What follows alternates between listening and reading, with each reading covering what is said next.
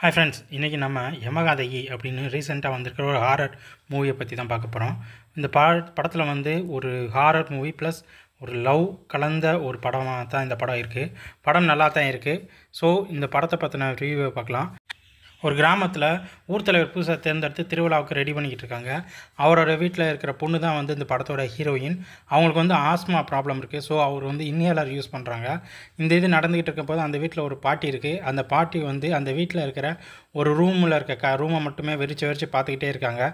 So இந்த பிரச்சனை போய்கிட்டு இருக்கும்போது அவங்க வீட்டில் ஒரு ஃபங்க்ஷன், அந்த ஃபங்க்ஷனுக்காக வெளியில் கிளம்புறாங்க. இந்த சப்ஜெக்டை போட்டவர் தான் ஹீரோயினோட அண்ணன். இவர் வந்து கோயில் சாமியோட கிரீடத்தை எடுத்து அடகு வச்சுருப்பாங்க. ஸோ அதுக்கு பஞ்சாயத்து போய்கிட்டு இருக்கு. அதே நேரத்தில் இந்த பக்கம் இவர் வந்து தன்னோட தர்மகத்தா பதவி போயிடுச்சுன்னு சொல்லி வீட்டில் இருக்கிற மருமகள்கிட்ட சண்டை போட்டுக்கிட்டு இருக்காங்க. இங்கிட்ட குழு லோனில் உட்காந்துக்கிட்டு இருக்க இவர் தான் நம்ம யூடியூப் ஹீரோ. ஸோ இவர் தான் இந்த படத்தோட ஹீரோவும் இருக்கார். இவரை சைட் அடிக்கிறது தான் ஹீரோயின் அவரை தேடி வந்துக்கிட்டு இருப்பாங்க. இந்த நிலைமையில் திருப்பி ஹீரோயின் வந்து வீட்டுக்கு வரும்போது திருப்பி அவங்களுக்கு வந்து அந்த ஆஸ்மா ப்ராப்ளம் வந்துடும். அந்த வீட்டுக்குள்ளே வந்து ஒரு எலி செத்து கிடக்கும். ஆனால் அந்த வீட்டு கதவை உடைக்க விடான்னு சொல்ல கேட்காம அந்த வீட்டு கதவை வந்து உடச்சிருவாங்க. அதை உடைக்க போனவருக்கு மண்டை உடஞ்சி ரத்தம் வர ஆரம்பிச்சிடும்.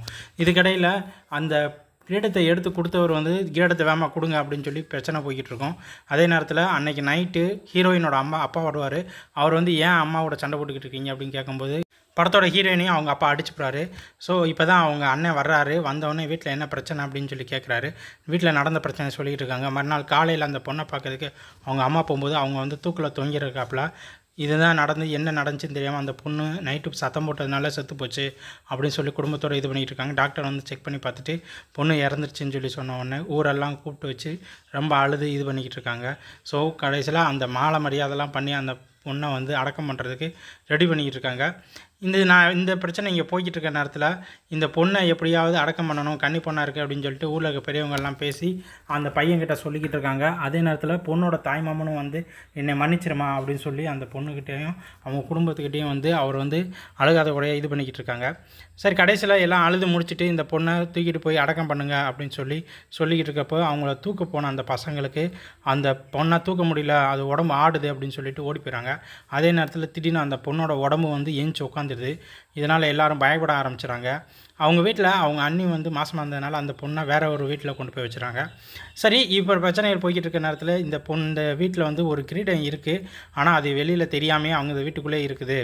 இந்த பிரச்சனைகளில் ஊரில் 4 பேர் 4 விதமாக பேசுகிறாங்கன்ற மாதிரி தான் அந்த ஊரில் இருக்க 4 பொம்பளை எல்லாம் சேர்ந்துக்கிட்டு என்னென்னமோ ஆவி அப்படி ஏய் பேய் இப்படின்ற மாதிரி பேசிக்கிட்டே இருப்பாங்க. ஆனால் இதுக்கு எப்படியாவது ஒரு முடிவு கட்டணும் அப்படின்னு சொல்லி முடிவு இது பண்ணிக்கிட்டு இருக்கும்போது அந்த ஊர் பூசாரியை கூப்பிட்டு வந்து அந்த பொண்ணை வந்து மந்திரிச்சு அந்த வீட்டை விட்டு வெளியேற்றுங்க அப்படின்னு சொல்லுவாங்க. அதே மாதிரி அவர் போனாலும் அவராலையும் முடியாது. அப்புறம் வெட்டியானை வர வைப்பாங்க. வெட்டியானை வந்து பார்த்துட்டு இது ரொம்ப கஷ்டமாக இருக்குது, இது ஏதோ பிரச்சனை இருக்குதுன்னு சொல்லிடுறாங்க. அதே நேரத்தில் உண்மையிலே ஏதோ அந்த பொண்ணு சொல்ல வருதுன்னு சொன்னோடனே அவங்க அப்பா வந்து என் பொண்ணு தூக்கில் தான் தொங்கிடுச்சு, அதை நாங்கள் மாற்றி சொல்லிட்டோம், என்னை மன்னிச்சிருங்க அப்படின்னு சொன்னோன்னே கொஞ்ச நேரத்தில் போலீஸ் வந்துடுது. போலீஸ் வந்து விசாரணை செய்ய ஆரம்பிக்கிறாங்க. இந்த பிரச்சனை வீட்டெல்லாம் தேடி எடுக்கிறாங்க. இதில் பொண்ணோட மொபைல் மட்டும் அவங்களுக்கு கிடைக்கிது. அதை ரெக்கவரி பண்ணுறாங்க. திருப்பி அந்த பொண்ணை வந்து தூக்க போகும்போது கட்டிலுமே உடஞ்சிருது. ஆனால் இந்த இடத்துல பொண்ணு வந்து கட்டிலையும் கீழேயும் படாமல் அந்த இடத்துல நிற்கிற மாதிரி இருக்குது. ஸோ இதை பார்த்து எல்லாம் பயப்பட ஆரம்பிக்கிறாங்க. அந்த பொண்ணுக்குள்ளே பேய் இருக்குது அப்படின்னு சொல்லி இது பண்ணோன்னே அந்த ஊர் தலைவர் அந்த பொண்ணுக்காக கட்டி வச்சுருந்த அந்த கோழியை தேடி போகிறாங்க. ஆனால் கோழி காணாமல் போயிடுது. அந்த ஊரில் இருக்க இளவட்ட பசங்க எல்லாருமே சேர்ந்து விடிய தேடி அந்த கோழியை எப்படியாவது கொண்டு வரணும்னு போகிறாங்க. காலையில் அந்த கோழியையும் கொண்டு வந்துடுறாங்க. இதுக்கடையில் புதுசாக வந்து கை உடைஞ்ச மாதிரி ஒரு பையனையும் காட்டுறாங்க. அவங்க அண்ணன் வந்து அந்த கீழத்தை எப்படியாவது கோயிலுக்குள்ளே கொண்டு போகணும், வீட்டுக்குள்ளே இதை எடுக்கணும்னு சொல்லி பிளான் பண்ணிக்கிட்டு இருக்க நேரத்தில் அந்த ஊரில் ஒரு பாட்டி வரும். அந்த பாட்டி சில விஷயங்களை பண்ணலாம் அப்படின்னு சொல்லிட்டு குடத்துலேருந்து தண்ணி கொண்டு வருவாங்க. அந்த குடத்தில் அதுக்கப்புறம் நிறைய விஷயங்கள் எடுத்துகிட்டு வந்து அந்த இதை செய்வோம் அப்படின்னு பார்க்கும்போது திடீர்னு அது அங்கே இருக்க பந்தல் உடஞ்சி அந்த இதை எல்லாத்தையுமே அவள் தள்ளி விட்டுருவா. என்னன்னு பார்த்தா அந்த பந்தலில் ஒருத்தருக்கு தலை உடஞ்சிருக்கும். அவர் வந்து நான் தான் வந்து நீ வந்து வேறு ஒரு பையன்கிட்ட பேசிக்கிட்டு இருந்தேன் அப்படின்னு சொல்லி உங்கள் அப்பாட்ட போய் சொல்லிட்டேன், அது வந்து எனக்கு தெரியாமல் செஞ்சுட்டேன், என்னை மன்னிச்சிரு அப்படின்னு சொல்லிட்டு அந்த ஆள் போய் ஹீரோயின்கிட்ட வந்து மன்னிப்பு கேட்டுக்கிட்டு இருப்பார். அந்த விஷயம் அப்புறம் தான் ஊருக்குள்ளே தெரியும். அவங்க வந்து ஊருக்குள்ளேயும் சொல்லுவாங்க நான் தெரியாமல் பண்ணிட்டேன் அப்படின்ட்டு. இதுக்கிடையில் அந்த கை உடஞ்ச பையன் வந்து தப்பிச்சு போகும்போது போலீஸ்கிட்ட மாட்டிடுவான். அவனை அடித்து கொண்டு வந்து என்னன்னு சொல்லி கேட்கப்ப நான் அந்த ஹீரோயினை வந்து அவன் தான் லவ் டார்ச்சர் பண்ணியிருப்பான். ஆனால் இவளுக்கு அவளை சுத்தமாக பிடிச்சிருக்காது. ஆனால் அவன் என்னை லவ் பண்ணுன்னு சொல்லிக்கிட்டு இருக்கும்போது தான் அந்த நாட்டாமல் வந்து பார்த்துருப்பாரு. ஸோ இதையும் வந்து பார்த்திங்கன்னா ஊருக்குள்ளே வந்து எல்லாத்துக்கும் தெரிகிற மாதிரி வந்து அவள் பண்ணியிருப்பா. ஓகே, இதுக்கடுத்து என்ன நடக்க போகுதுன்னு எதிர்பார்த்துக்கிட்டு இருக்கும்போது அந்த காணாமல் போன அந்த செல்ஃபோனில் வந்து ஒரு நம்பரை கண்டுபிடிச்சிருப்பாங்க. அது வந்து நம்ம ஹீரோவோட நம்பரு. ஹீரோவோட நம்பர் தான் அவர் தான் பேசிக்கிட்டு இருந்தான் கடைசி அப்படின்னு சொன்னோடனே அவனை தேடி போகணும் அப்படின்னு சொல்லிட்டு பார்த்துட்டு போயிட்டுருப்பாங்க. அவனை வந்து அவங்க அப்பா வேறு ஒரு ஊருக்குள்ளே கொண்டு போயிருப்பாங்க. என்னன்னு பார்த்தா இப்போ தான் தெரியும் எல்லாத்துக்கும் ஹீரோ வந்து ஹீரோயினை வந்து லவ் பண்ணிகிட்டு இருந்தாங்க அப்படின்றது வேறு யாருக்கும் தெரியாது. அவங்க 2 பேத்துக்கு மட்டும்தான் தெரிஞ்சிருக்கும். அவங்க 2 பேரும் நல்லா ஜாலியாக லவ் பண்ணி என்ன லைஃப்பை வந்து எப்படியாவது கல்யாணம் முடிச்சுக்கணும் அப்படின்னு சொல்லி இது பண்ணிகிட்டு இருக்கும்போது அவனுக்கு வேலை கிடச்சிடும் அந்த உள்ள லோக்கல்லே. ஆனால் அது வந்து அவள் வேணாம்னு சொல்லியிருப்பா. இருந்தாலும் நான் அங்கே தான் வேலை பார்க்கணும், நான் உன்னை பார்த்துக்கிட்டு இருக்கணும் அப்படின்னு சொல்லிடுவான். ஸோ இதுக்கடையில் ஒரு சின்ன லவ் சாங் போகும். சாங் ஓரளவு நல்லா தான் இருந்துச்சு.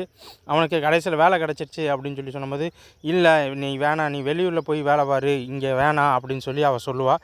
ஏன்னா கம்யூனிட்டி ப்ராப்ளம் வந்துடும் அப்படின்னு சொன்னாலும் கேட்க மாட்டாள். இதுக்கடையில் அவங்க அப்பாட்டேருந்து தப்பிச்சு ஹீரோ வருவான்.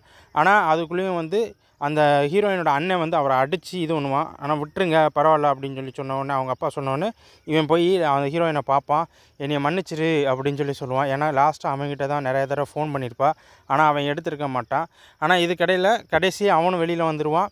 இதுக்கடையில் அந்த பாட்டி அவங்களோட தங்கச்சியோட புடவை வீட்டுக்குள்ளே இருக்குது, அதனால தான் அவள் போக மாட்டேக்கா அப்படின்னு சொல்லுவான். அதுக்கப்புறம் அந்த சேலையும் கொண்டு வந்து ஹீரோயின் மேலே வச்சுட்டு அப்பையும் கட்டில் இழுத்து பார்ப்பாங்க. அப்பையும் வந்து கட்டில் வந்து வெளியில் வந்திருக்காது. இதுக்கடையில் இன்னும் ஏதோ ஒரு பிரச்சனை இருக்குது அப்படின்னு சொல்லி எல்லோரும் யோசிச்சுக்கிட்டு இருப்பாங்க. அப்போ தான் ஹீரோ வந்து தான் இந்த தற்கொலைக்கு வந்து காரணம் அப்படின்னு சொல்லும்போது, இல்லை நீங்கள் வேணால் அவள் ரெக்கார்டிங்கை எடுத்து பாருங்கள் அப்படின்னு சொல்லுவான். போலீஸ் அதை செக் பண்ணோம். அதை செக் பண்ணால் அவங்க அண்ணன் தான் வந்து அந்த இதில் வந்து வில்லனாக இருந்திருப்பான். ஏன்னா அவங்க அண்ணனுக்கும் அவளுக்கும் ஒரு மிஸ் அண்டர்ஸ்டாண்டிங் இருந்திருக்கும். அது என்ன, அது ஏன் அப்படி இருந்துச்சு அப்படின்றது தான் இந்த படத்தோட மீதி கதை. அதுக்கப்புறம் அவள் வெளியே வந்தாலா, இந்த படம் நல்லபடியாக எப்படி முடிஞ்சிச்சு, அவளை எப்படி கொண்டு போய் அடக்கம் பண்ணாங்கன்றதை இந்த படத்தோட மீதி கதை. நன்றி.